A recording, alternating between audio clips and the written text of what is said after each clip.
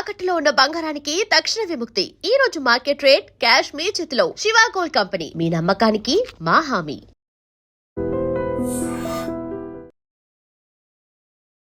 నమస్తే అమ్మా. నమస్తే అమ్మా. శ్రావణ మాసం అంతా ఆరోగ్యాన్ని సూత్రాలు దాగి ఉన్నాయి అంటారు. ఆరోగ్యానికి సంబంధించిన సూత్రాలు అసలు ఆ శ్రావణ మాసమే కదమ్మా, మన వాళ్ళు చేసే ప్రతి పండగ వెనకాల కూడా ఆరోగ్య సూత్రాలే ఉన్నాయి. ప్రత్యేకంగా శ్రావణ మాసంలో ఉపవాస దీక్ష కానీ ఏకభుక్తం కానీ ఎవరు చేయాలి, ఎవరు చేయకూడదు, చేస్తే ఉండే లిమిటేషన్స్ ఏంటి అంటే సోమ శనివారాలు మంగళవారాలు అన్నీ పాటిస్తూ ఉంటారు శ్రావణ మాసంలో.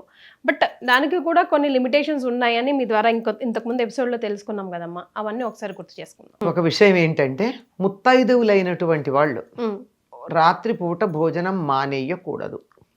చూసారా? ఎందుకంటే వాళ్ళకి కుటుంబ బాధ్యతలు ఉంటాయమ్మా. పిల్లల్ని చూసుకోవాలి, భర్తను చూసుకోవాలి, ఇంట్లో ఉన్నటువంటి పెద్దవాళ్ళు ఎవరైనా ఉంటే వాళ్ళని చూసుకోవాలి, ఎన్నో బాధ్యతలు ఉంటాయి. ఏ నియమం పెట్టినా సౌకర్యాన్ని చూసి పెట్టారు కానీ మన వాళ్ళు పిచ్చి పిచ్చిగా పెట్టలేం. ఇప్పుడు మంగళవారం చేస్తారు, శుక్రవారం చేస్తారు, వ్రతాలు చేస్తారు కదా. చేసినటువంటి వాళ్ళు తప్పనిసరిగా రాత్రి కూడా భోజనము చెయ్యాలి. మాకు ఆకలి లేదంటే ఒక ముద్ద తిను, ఒక పండు, ఏదో ఒక పండు కాదు, అన్నమే తినాలమ్మా, అన్నమే తినాలి. భోజనం అన్నాను నేను, ఏదోటి తినమని చెప్పాల. తప్పనిసరిగా భోజనం చెయ్యాలి. అది అసలు 2 పూట్ల భోజనం చేసేవాళ్ళు ఎంతమంది ఉన్నారమ్మా? అదేదో ఒక ఫ్యాషన్ అయిపోయింది, ఒక పూట భోజనం మానేయడం. దానివల్ల ఎంత అనారోగ్యాన్ని కొని తెచ్చుకుంటున్నారో వాళ్ళకి తెలియట్లా.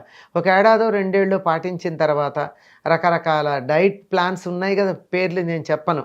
అలాంటివన్నీ ఒక ఏడాదో 2 ఏళ్ళు పాటించాక దానివల్ల వచ్చే హాని తెలుసుకుని మానేయడాలు జరుగుతున్నాయి కదా. పూర్వకాలం చెప్పినట్టే ఉండండి, కాస్త పరిమితుల్లో ఉండండి. పరిమితులు దాటితే కదా ప్రమాదం. కనుక చాతుర్మాస్యం అంతా ఏకభుక్తం అనేది ఒక నియమంగా చెప్పారు. ఎవరు చేయాలమ్మా అది? గృహస్థులకి. ఎవరెవరు ఇలాంటి ఆహార నియమాలు పాటించకూడదో కూడా మన వాళ్ళు చెప్పారు. చిన్నపిల్లలు, బాలింతలు, గర్భవతులు, వ్యాధిగ్రస్తులు, అప్పుడే ఒక దీర్ఘరోగం నుంచి కోలుకున్నవారు, శారీరకమైనటువంటి శ్రమ పడేటటువంటి వాళ్ళు, వీళ్ళందరూ కూడా ఉపవాసాలు ఏకభుక్తాలు లాంటివి చెయ్యకూడదు. అయ్యో నేను దేవుడికి మొక్కాను, మళ్ళీ నాకేమైనా అపచారం జరుగుతుంది. ఎందుకు మొక్కుకున్నారు? ఏం మొక్కుకున్నారు దేవుడికి? ఏం మొక్కుకున్నారు? ఒక్కొక్కరికి ఒక్కొక్క కోరిక. ఒక పూట భోజనం చేస్తానని. సంవత్సరం అంతా కాదు కదా, రోజంతా కాదు కదా. ఏదో శనివారమో గురువారమో సోమవారం ఏదో ఒకటి ఉంటుంది. అలా ఏదన్నా ఒక నియమం పెట్టుకుంటే వారానికి ఒక రోజు మంచిదే. కానీ నెలంతా ఉంటానంటే అటువంటి నియమం అంటే ఈ చెప్పిన కేటగిరీ కాని వాళ్ళు ఎవరైతే ఉన్నారో వాళ్ళు కార్తీక మాసంలో చేసుకోవచ్చు. శ్రావణం కన్నా కార్తీకం శ్రేష్టమమ్మా. కార్తీక మాసంలో అసలు ఉపవాస నెల అని చెప్తారు కదా అని పూర్తిగా ఉపవాసాలే ఉంటారు, పగలంతా ఉపవాస. అప్పుడు వాతావరణం, అప్పుడు ఉన్నటువంటి పరిస్థితులు వేరు. మరి ఇప్పుడు శ్రావణ మాసంలో అది కాదు. కనుక వీళ్ళు ఉపవాసాలు చేయకూడదు, మిగిలిన వాళ్ళు చేయొచ్చు. చేసినా ఒక పూట మాత్రమే భోజనం మానేయచ్చు, కానీ ఒక పూట మామూలుగా భోజనం చెయ్యాలి. సో అంత డిఫరెన్స్ ఉంది కదమ్మా. శ్రావణం కార్తీకం 1 మంత్ అటు ఇటు అయినా కూడా శ్రావణ మాసంలో అంత స్ట్రిక్ట్ గా చేయొద్దు, కార్తీకంలో స్ట్రిక్ట్ గా చేయాల్సి. 4 మాసాలు తేడా ఉందమ్మా. అదేమో శీతాకాలం, సూర్యుడికి భూమి చాలా దూరంగా ఉండే కాలం అది. ఇది కాదు. అందువల్ల దానికి దీనికి ఉన్నటువంటి తేడా. ఏకభుక్తం అంటే అప్పుడు తినాల్సిన పదార్థాలు ఏంటమ్మా? అంటే జనరల్ గా అప్పట్లో ఎలా చేసేవారు? పూర్వకాలంలో వాళ్ళు ఇప్పటికీ కొన్ని కుటుంబాల వాళ్ళు ఉన్నారమ్మా.